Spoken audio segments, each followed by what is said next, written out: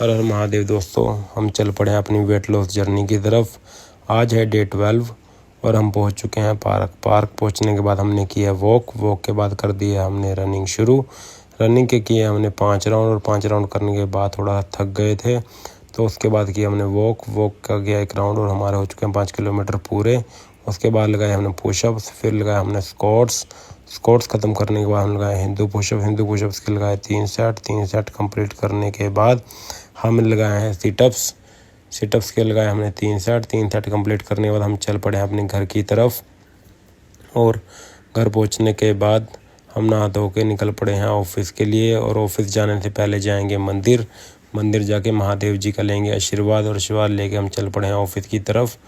और ऑफिस जाते जाते आज मौसम बहुत सुहाना था, तो हम मौसम को देखते देखते पहुंच गए हैं गैरेज पहुंचने के बाद हमने गाड़ी को उठा चल पड़े हैं काम ख़त्म करके पहुंच चुके हैं घर पहुंचने के बाद थोड़ी लगी थी भूख, तो हमने बनाया फ्रूट शेक, जिसमें बनाया हमने मैंगो 2 बनाना और शेक बन चुका है हमारा, आप देख सकते हैं। और शेक पीने के बाद बहुत अच्छा लगा। और शेक पीने के बाद हमने किया थोड़ा सा रेस्ट और चल पड़े हैं शाम के वर्कआउट के लिए। और पहुंच चुके हैं जिम पहुंचने के बाद हमने चलाई साइकिल के बाद की हमने वॉक करने के बाद हमारे हो चुके थे 5 किलोमीटर पूरे।